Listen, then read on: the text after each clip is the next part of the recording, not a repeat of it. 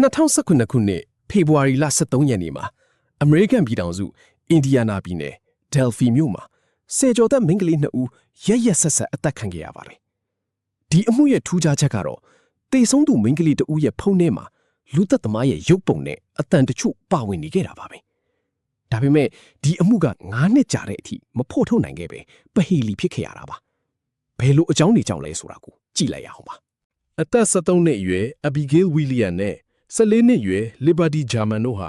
ာဖေဖော်ဝါရီလ23ရက်နေ့မွန်းလွဲ1:30မိနစ်မှာတောင်တက်ဖို့အတွက်ဆင်းခဲ့ကြပါတယ်။သူတို့ဟာမိုနိုဟိုက်ဘရစ်ကိုဖျက်လျှောက်ရင်းမွန်းလွဲ2:09မိနစ်မှာ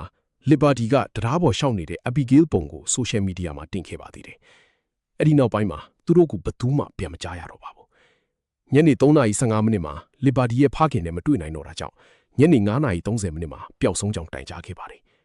မိသားစုတွေကအစပိုင်းမှာသူတို့ဘာသာလိုက်ရှာခဲ့ကြပေမဲ့နောက်ဆုံးတော့ရဲကိုအကြောင်းကြားခဲ့ရပါတယ်။အာနာပိုင်တွေကအစပိုင်းမှာပျောက်ဆုံးမှုနဲ့ပတ်သက်လို့တန်တရားမဝင်ခဲ့ကြပါဘူး။ဒါပေမဲ့နောက်တနေ့မွန်းတဲ့12နာရီလောက်မှာမိန်းကလေးတွေရဲ့ရုပ်အလောင်းတွေကိုမိုနွန်ဟိုက်ဘရစ်အရှေ့ဘက် 0.8 ကီလိုမီတာလောက်အကွာဒီယာခရစ်မြစ်ကမ်းဘေးမှာတွေ့ရှိခဲ့ရပါတယ်။ဒီတွေ့ရှိမှုကစုံစမ်းစစ်ဆေးမှုကိုလုံးဝပြောင်းလဲသွားစေခဲ့ပါတယ်။ရဲတပ်ဖွဲ့ကအစပိုင်းမှာမိန်းကလေးတွေကိုဘလို့တတ်ခဲ့တယ်ဆိုတဲ့အသေးစိတ်အချက်လက်တွေကိုထုတ်မပြောခဲ့ပါဘူး။ဒါပေမဲ့ဖေဖော်ဝါရီလ15ရက်နေ့မှာတော့အင်ဒီယာနာပြည်နယ်ရဲတပ်ဖွဲ့ဟာမိန်းကလေးတွေအသက်ခံရတဲ့နေရာနာ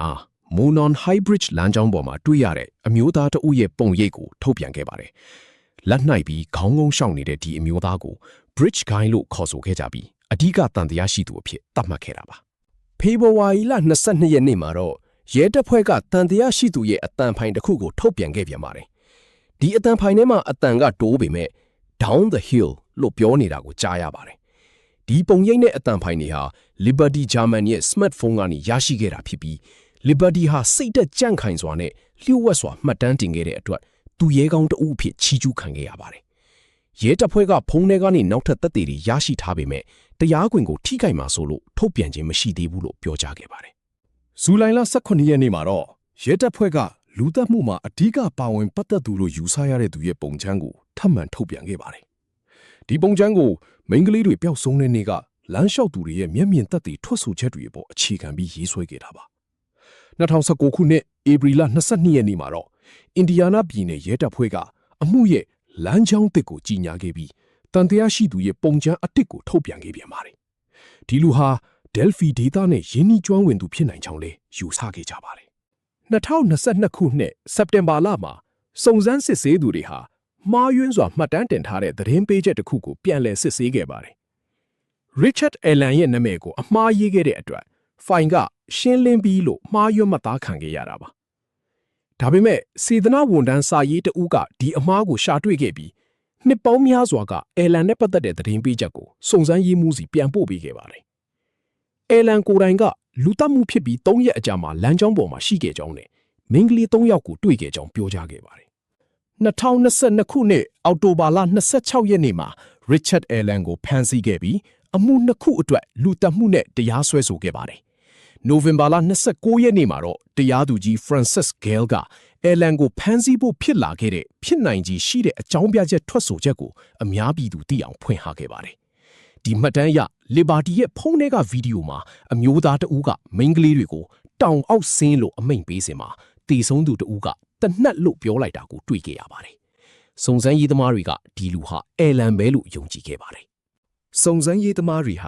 ာတေဆုံးသူတဦးရဲ့ခန္ဓာကိုယ်နဲ့နောက်တဦးကြား2ပေအကွာမှာအသုံးမပြုရသေးတဲ့ .40 ကယ်လီဘာကြီးစံတစ်တောင်ကိုလည်းတွေ့ရှိခဲ့ပါတယ်။ဒီကြီးစံဟာ Allen ပိုင်နဲ့တနက်ကနေထွက်ပေါ်လာတာလို့နောက်ပိုင်းမှာသတ်မှတ်ခဲ့ပါတယ်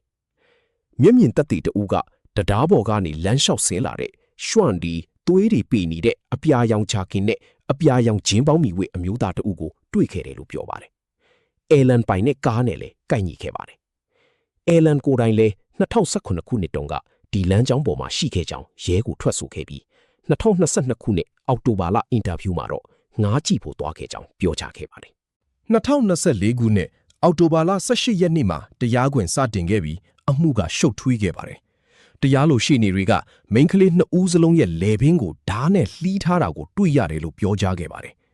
အဲလန်ဟာထောင်ထဲမှာရှိစဉ်သူ့ရဲ့ဇနီးမိခင်မိသားစုဝင်တွေအကျဉ်းထောင်မှုစိတ်ပညာရှင်ထောင်ဝန်ထမ်းတွေနဲ့အခြားအကျဉ်းသားတွေကိုအကျဉ်း60ကျော်လူသက်မှုတွေကိုဝန်ခံခဲ့တယ်လို့တရားလိုရှိနေတွေကထုတ်ဖော်ပြောကြားခဲ့ပါတယ်။ Liberty ရဲ့ဖုန်းထဲကဗီဒီယိုကိုလည်း digital စနစ်နဲ့မြင့်တင်ပြသခဲ့ပြီးတရားပေါ်ကလူအတန်ဟာ Richard Allen ရဲ့အတန်ဖြစ်ကြောင်းအတည်ပြုခဲ့တာပါ။ တရားရုံးမှာစိတ်ကြယောဂါနဲ့အခြားစိတ်ဝေဒနာတွေရှိကြောင်းကာကွယ်ရေးရှိနေတွေကထွက်ဆိုခဲ့ပေမဲ့နိုဝင်ဘာလ17ရက်နေ့မှာတော့အဲလန်ကိုဆွဲဆိုထားတဲ့အမှုအားလုံးအတွက်အပြစ်ရှိကြောင်းစီရင်ချက်ချခဲ့ပါတယ်။ဒီဇင်ဘာလ20ရက်နေ့မှာတရားသူကြီး Gale က Liberty German ကိုတတ်မှုအတွက်65နှစ်နဲ့ Abigail William ကိုတတ်မှုအတွက်65နှစ်စုစုပေါင်းနှစ်130ထောင်ဒဏ်ချမှတ်ခဲ့ပါတယ်။2025ခုနှစ်ဇူလိုင်လ18ရက်နေ့မှာတော့အဲလန်ကိုအင်ဒီယာနာပြည်နယ်ကနေအိုကလာဟိုးမားပြည်နယ်ရှိ Lexington Assessment and Reception Center ကိုပြောင်းရွှေ့ခဲ့ပြီးသူ့ရဲ့ပြစ်ဒဏ်ကိုဆက်လက်ကြခံစေခဲ့ပါတယ်